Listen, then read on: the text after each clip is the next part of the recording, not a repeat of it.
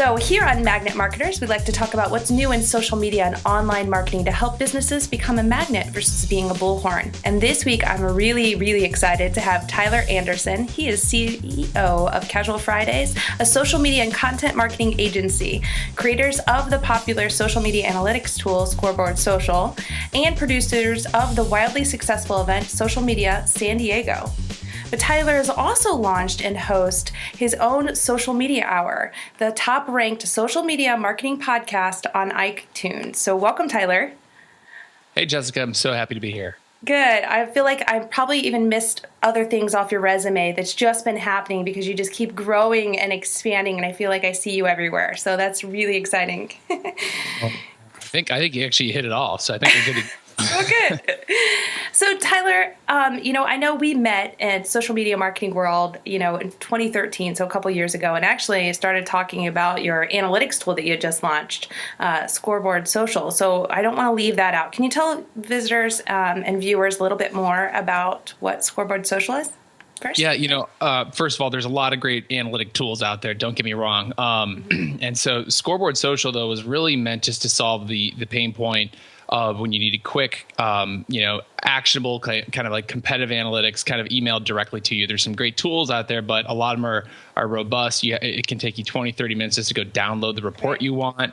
And really with Scoreboard Social, its whole intention was competitive benchmarking. Basically, you could plug in your Facebook, Twitter, or Instagram profiles as well as your competitors. And then each week, the reports would be sent to you via email in a PDF. So it's great to kind of take to your boss or quickly pass on to your clients to kind of provide those top level social media metrics. And those were huge. I know with working with you guys, just for our clients, they wanted to see how can they measure social media because it's so hard, and they wanted to see those reports, and it really helped them drill down how they were performing, but also how their competitor, they were performing against their competitors. So that's huge. But I know today's session is all about podcasting and how people can launch a podcast and how they can make it successful, because you've had a lot of success with your podcast specifically. So first, tell me a little bit about your background. So, how did you get started?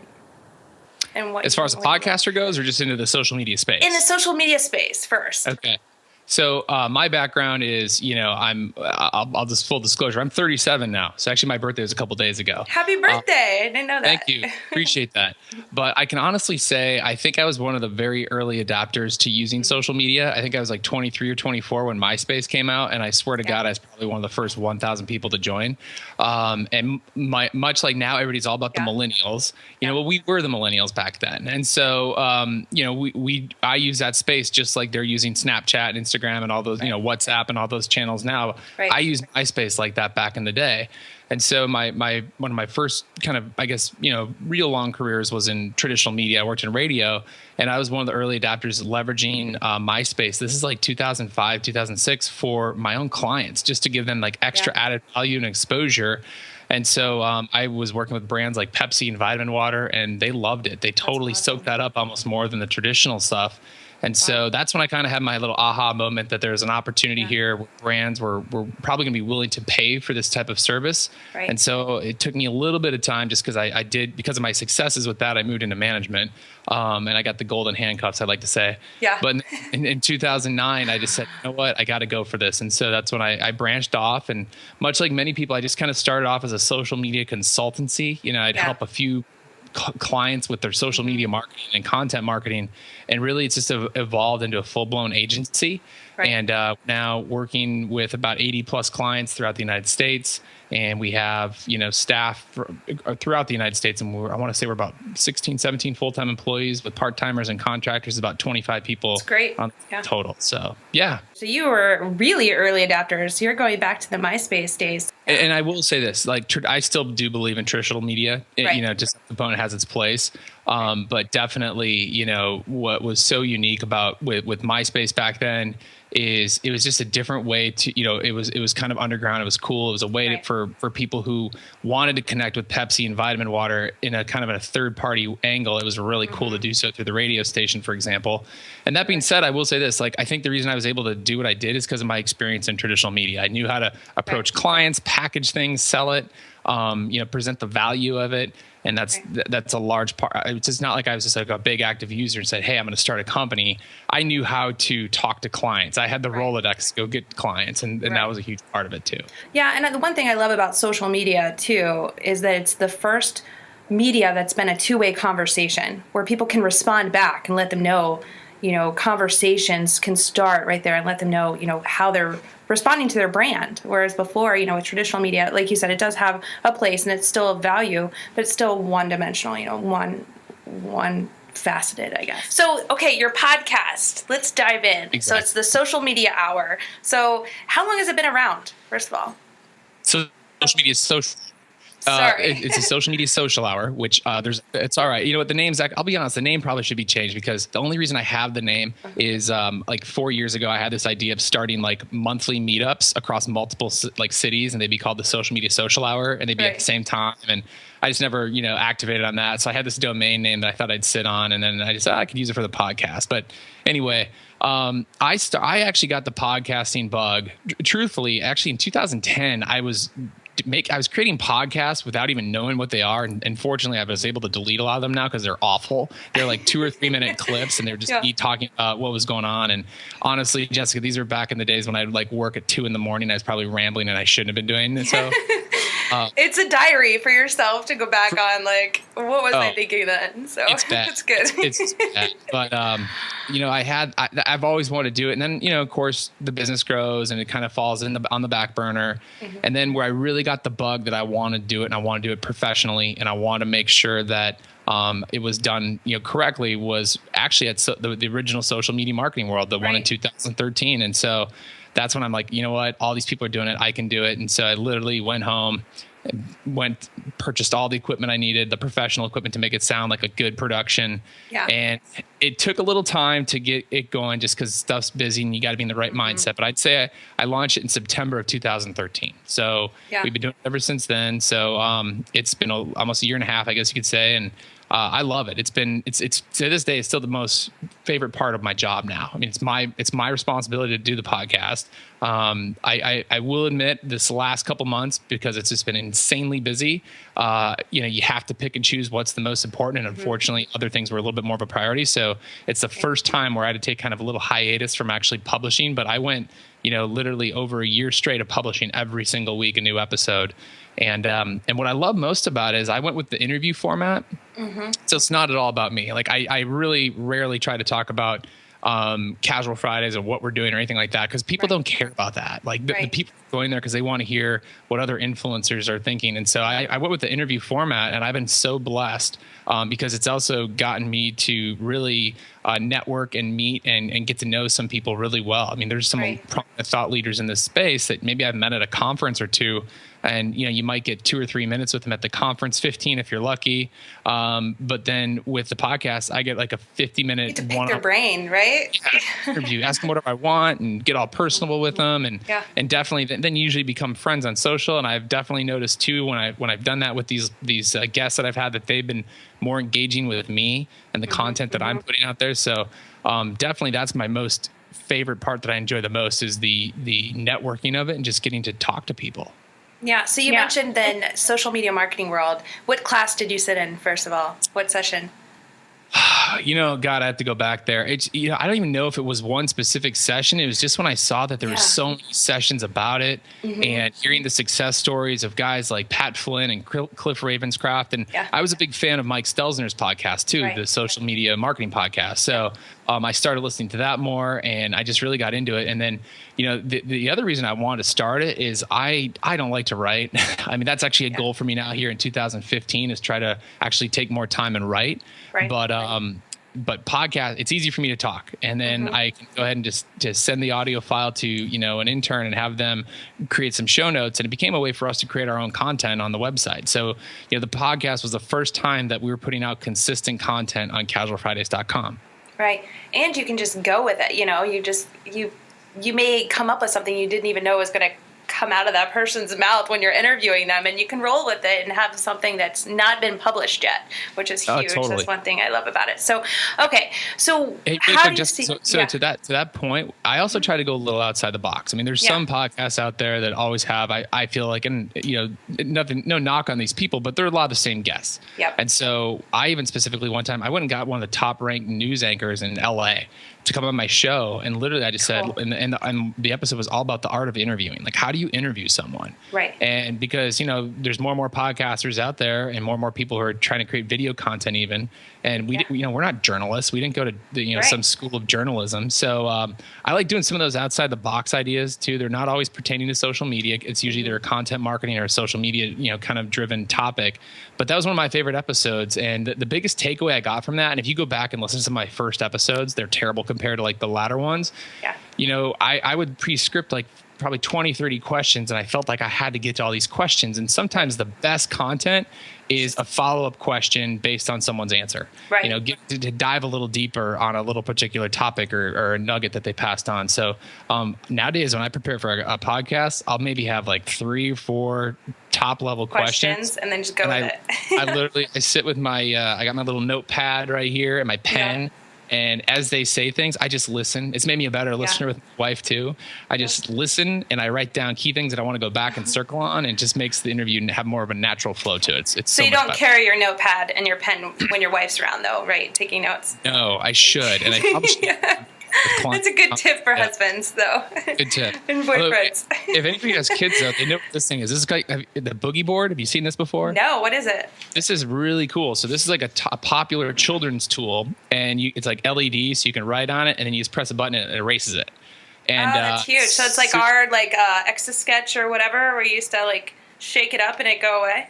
Yeah, it's just like, but you don't have to shake. You press a button. It's an LCD writing tablet, so it's super cool. Anyway, my kids have these like obnoxious children's ones, but I've been even using this more too now to write the notes, because a lot of times you just want to trigger something, you can delete it. But anyway, I don't know. It was on my desk. I had to share it. That's cool. So did you own an Etch-a-Sketch though when you were little and you made the notes with it? Do you know what I'm talking about? Like I know the Etch-a-Sketch, and you draw designs and stuff. I never took notes with it. That seems like it'd be tedious. No, that would be horrible. It'd be awful. This thing, I don't know if you saw it. It has a little stylus, so it pops out. So you have a little stylus. That's awesome. Yeah, it's pretty cool. Yeah. So what made you get started with your podcast for your business? You said it was a way of you creating content, but I mean, what was that one like aha moment? Like, I need to buy this equipment. I need to get it started. Was it at Social Media Marketing World or what? Yeah, it was Social Media Marketing World. It was just the easiest way for me. I knew I needed to create content, and I knew I'd rather talk in a microphone, and also just when I saw the benefits of the networking side of it. Mm-hmm. And the other thing too is it's a great way to present thought leadership. Right. And I'll give you an example. So, this is about a year and a half ago. It was like right after I started the podcast, like maybe like 2 or 3 months after that. And, I think I told you I like to go outside the box and not always just have, other online gurus on the show. And so we were in New Orleans, and we were up for some business out there. And literally that same week, when I was out there meeting with these top, general managers for a particular hotel chain that we're working with, I also had the Alex Restrepo, who's the head of digital and social media for the New Orleans Saints, on my podcast. And we were actually talking all. I listened to that one. That was good. Yeah. Yeah, it was great. I mean, and so, when I was out there and I was able to mention, oh, hey, I just, the New Orleans Saints do a great job at social media. I just had Alex Restrepo, who's head of social, on my podcast. They kind of looked at me kind of weird, like, well, what's a podcast, first of all? Because they didn't really know what it was.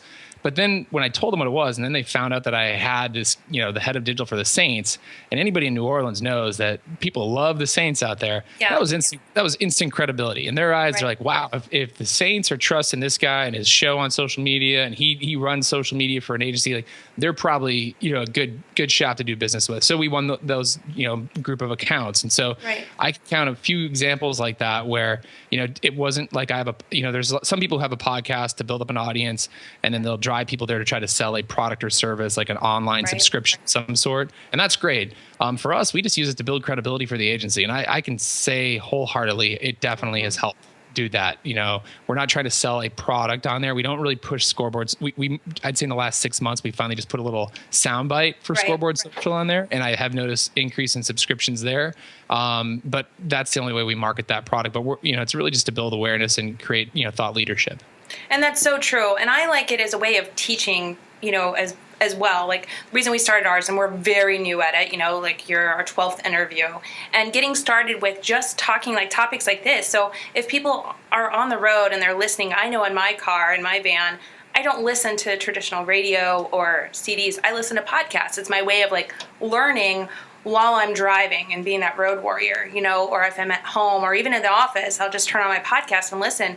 And it would be another way of just helping other people understand a topic, more in depth than reading through all these blogs. And it's another way of getting them to come back to you for the source, so I think that's huge. Yeah. It's so huge. I mean, the thing with the podcast is, especially it's just the way the technology is. I mean, more and more, we actually work with some car dealerships too. And, more and more these models are now having like built-in Bluetooth integration, or, they actually have Apple AirPlay in there. So it's just easy for people to play podcasts through, their speakers in their car, no commercials. It's like on demand. I mean, I used to love radio because I used to be in it, but I can't even tell you how many times it sucked because there was something that they were teasing, coming up in 20 minutes is this. And I'm like, well, I'm not going to be in the car in 20 minutes. Yeah. Where with podcasts, you can listen to it up until you're done with whatever it is you're doing. You can pause it. You can I listen to podcasts when I'm at the gym, when I'm walking the dog, when I work out, when I'm running, in the car, as much as I can, when I'm on airplanes. So. Yeah, it makes it nice. So you mentioned that, getting started, and you're saying, going back to my first interviews, they were horrible, and now, it's just amped up. So walk me through like what it was like when you first got started. What was the things that you did really well, or what things would you have changed up a bit? Well, I definitely wish I just would have had, some proper training on proper interview techniques, because that would help the first one. If you go back and listen, I was probably a little nervous too, but my first interview was actually Rand Fishkin of Moz. So that's great. That's a good one to lead with. Yeah. And that's my advice too. If you want to start a podcast, especially if you're going to do the interview format, just go start asking guests to be on a show, and it'll make you start your podcast a lot quicker than you think. Cause that's how it happened for me. Like I was at a conference. I met Rand. I just went up to him and said, hey, I have a podcast. And I think a lot of times people were probably, just not going to go on anybody's podcast. But then I also threw out that I put on Social Media Day San Diego, and he'd heard of that event. So he's like, that gave me credibility with him. Sorry, I'm getting distracted by the crazy wind here in San Diego. And so then so he's like, send a note to my secretary. So I did, and she literally scheduled the interview for like 3 weeks. And that's when I was like, okay, go time. I got to figure this all out the next 3 weeks. Yeah. So that was really interview number one. And if you go back and listen to it, you could probably tell I was very scripted with my questions, and it didn't flow as much as I would have liked versus the ones now. I did not do any paid course. There's some great paid courses out there. Like Cliff Ravenscraft has one. Podcastanswerman.com, right? Podcast Answer Man. And then John Lee Dumas has his whole, what's it called? The Podcaster's Paradise. Yeah. I did is Pat Flynn, who's a widely popular, successful podcaster. And interestingly enough, this is so funny, and I've not told him this yet, but because Pat's become a friend of mine, our kids go to preschool together, which is kind of funny. That's awesome. I haven't told him this, but I actually learned how to set up it by Pat's free tutorials that were on his website. So if you go to smartpassiveincome.com, he has free tutorials that'll walk you, one by one, all through it all. And that's how I started it all. And I think it took like 5 hours of just dedicated time watching these videos, doing it all. And that's how I got going. But so what goes into it though? What goes into setting up a podcast for those that are getting started? First, the interview. Second, there's the technical stuff, like what kind of software do you want to use? What kind of equipment, microphone, how are you going to record it? Where are you going to record to it? All the technical stuff. And that's the stuff you'll learn from like any of those courses. But then, you got to go ahead and one of the things I do recommend is to make it sound professional, is a good microphone. Good audio is key. Now you can get like a very quality microphone for like $60-$70 on Amazon. It's an Audio Technica. I think it's a 2100. What I'm using right here is a Heil PR40. This is probably the most popular common microphone for the podcasters. This is like $300-$400 on Amazon. But good audio is a must. And then, you basically, if you're going to do an interview format, or even if you're not, you record your podcast and you get in an MP3 format, then you got to tag it. And that's, not to get too technical again, but you're just basically, that's where you're giving it a title, adding your cover artwork to it and all that stuff. Right. And you got to have it hosted somewhere. So you don't want to host it just directly on your website. Usually there's like the most popular ones like Libsyn, for example, and you upload your file there and you host it. And then you basically attach that link to your website and submit your podcast to iTunes and Stitcher and whatnot. And that's pretty much it. I mean, it's not that difficult. The few things I would recommend for anybody is definitely like invest in your brand for it. Like get a graphic designer to give you a cool, catchy, cover art, because when that's showing up on iTunes, it's like CDs. I mean, well, you and I remember CDs. Yeah. A lot of people don't remember CDs anymore. But remember, you go to the CDs and you flip through the racks. Yeah. Cool looking CDs just draw your attention. Yep. You want to check them out. So get cool cover art. And then the other thing too is, I was fortunate because I came from radio, and so I had some contacts. They're called imaging directors, and these guys are the guys who make like the radio voice sounds and sound bites that you hear when you listen to radio. Yeah. I invested, and I called a couple of those guys and had them make some good stuff for me. So like my intro music, my outro music, sound bites. If anybody's listened to the show, we have like a feature called the 6-pack, which is 6 totally random questions, and I have a little sound bite that leads into that. I just think that gives this show a little extra pizzazz and kind of separates you from the other ones. Right. Cliff Ravenscraft has a quote out there. I'm going to paraphrase it. I'm not going to nail it 100% here, but it was something along the lines of like, there's 99% of the other podcasts out there suck just because their quality is terrible. So if you have a good, highly professionally produced quality podcast, that's going to make you stand out. Absolutely. And you're right. And that's with everything. If you are going to do it well, and when you get started, like, just keep building from there. And like, we're even learning that as we go. We have some of the equipment, and I knew that launching, I wasn't going to have just the audio podcast. I wanted to do a video, something a little bit different, and have it on YouTube, and then grow into the podcasting. But I seen that there was such a need out there just to have these discussions and interviewing, other people that are doing things really well and picking their brain, So you interview even some people that are in your same space, really. I mean, totally. How does that, what are your thoughts on that? Like, I think it gives you credibility. I mean, if you're always trying to shelter other people or have the same, if you're trying to shelter people who you might view as a competitor, I guess you could say, then you're not always maybe being transparent. And sometimes it could be great conversations, and you can learn from it. I mean, the world's big enough where we can all have clients. Absolutely. So absolutely. Yeah. And I'm sure you've realized this. Like, I mean, we've, our business, we've kind of figured out our niche. When I started the agency, 6 years ago, some of those clients were in some really obscure categories. And I'd say in the last 3 years, we've really tried to like narrow our focus on what an ideal client is. And actually there's one girl who was on my podcast a while ago when I did the Social Fresh West recap show. Carrie. And so she's a local consultant here in San Diego, actually. And she's technically, I guess you could say she's a competitor, right? Right. But we've gotten some inbound leads on our website, and they're just not the target clients for Casual Fridays. And who do I give them to? I give them to Carrie. Yep. And she's been very appreciative of that. And I'd rather direct people that way than just try to take it all myself and do a disservice to the client. Like, they're just not our ideal client. And I'd rather put them in the hands of somebody who can do a great job for them. Yeah, and we preach that all the time. I mean, there is enough work literally out there for everyone, but finding your niche and then building those referral bases of who you can refer off to, because then they're going to return the favor. But we had we use HubSpot, and we partnered with them, and we figured out who our ideal clients are, and we realized that we do have this specific niche, and all these other clients like that are retail or what have you, it's not going to be our ideal fit. We work really well with healthcare, construction, what have you, and then referring them off. And more times than not, all the marketing agencies have returned that favor. But you can learn a lot, because like just with you, interviewing with me, you have the background and media and podcasting that you can talk a lot more about and more in depth than I would ever be able to starting off. So, but how do you pick who you want to interview then? Like, how do you get people on the show? You said just go out and start asking them to be on the show, but how have you picked who you want to interview? Well, a lot of it just depends on what, first it's just networking first and foremost. A lot of times when I go to conferences, for example, and if I see like, amazing keynotes, for example, like I'll just go up and ask them. Like one of my favorite interviews was Ann Hanley, and I met her. She was great. I listened to that podcast. That was great. Yeah, I gained a lot from it. Mm-hmm. And I never honestly, like, I know Ann Hanley now, and now that I'm paying attention to her name more, I see she's kind of a big deal and she's everywhere. But when I went to Content Marketing World last September, I just saw the title of the track session and what the topic was going to be about, and it was called Everybody Writes.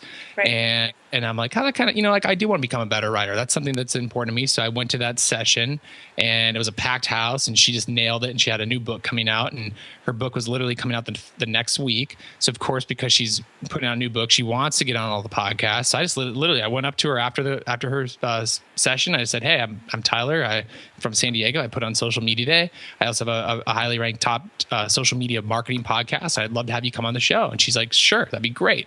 So a lot of times just, asking people who you think can obviously deliver something of value. Right. One of the, and then sometimes too, if I can find something that's outside the box, I'll do it. Like I said, I've had, I had like the television news anchor, Alexis Del Chiara on the art of interviewing.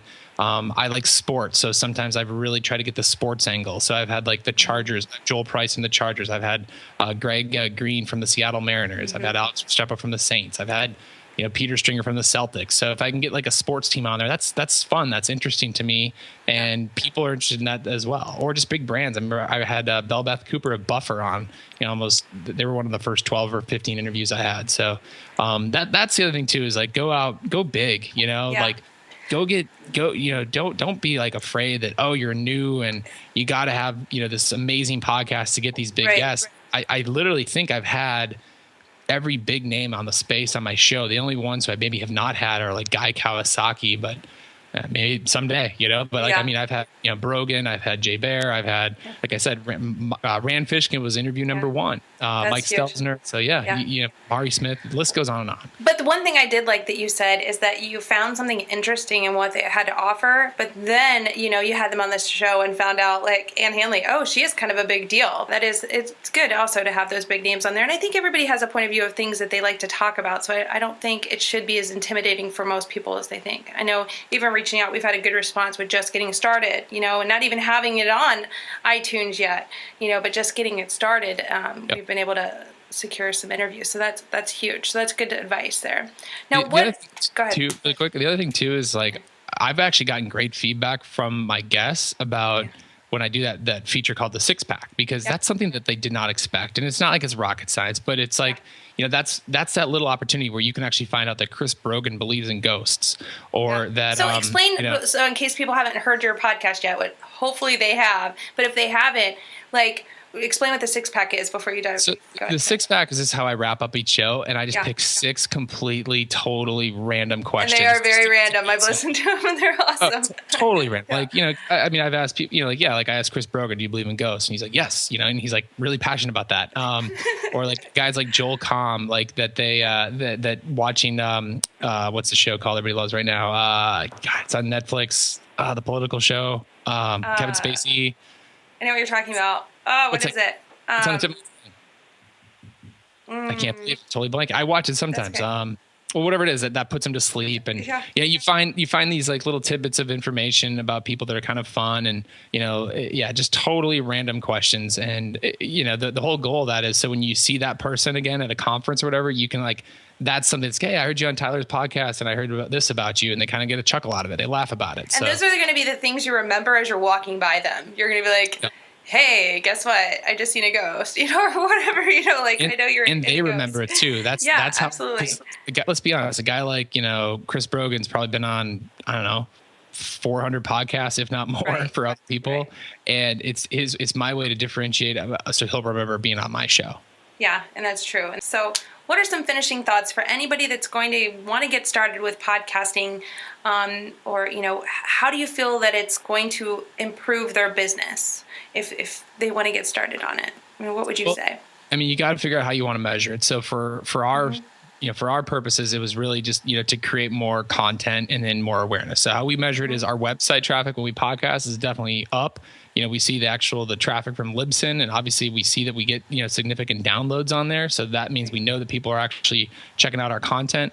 And then, like I said, it's just that credibility boost too. It's the thought leadership. So, that's how we measure it right now, because we're not selling something directly as a result of it.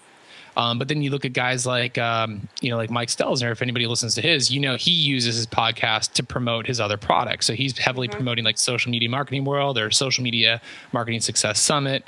Then there's guys like John Lee Dumas, who basically they built this entire huge audience off their podcast, and now he's making like $200,000 a month selling his courses to that audience. You know, and that's huge. You build those relationships with that captive audience, and they're going to continue to go back to you. And especially if you're, like you mentioned it, if you're not comfortable with writing, this is another way of delivering that content pieces for your business. So in the technical stuff, like if you're not good at like editing and all that stuff, you can go out and get like virtual assistants to do that. Yeah. You can outsource the hard stuff, and you can, it costs a little bit of money, but it's not ridiculously expensive.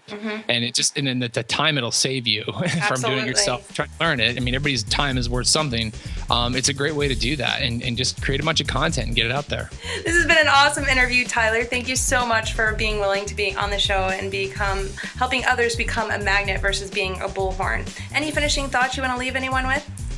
No, just go out there and, if you haven't checked it out yet, the Social Media Social Hour at iTunes, you can find it at casualfridays.com. And if you want to find me on Twitter, it's just at Tyler J. Anderson. Perfect. Thank you so much, Tyler. Thanks, Jessica.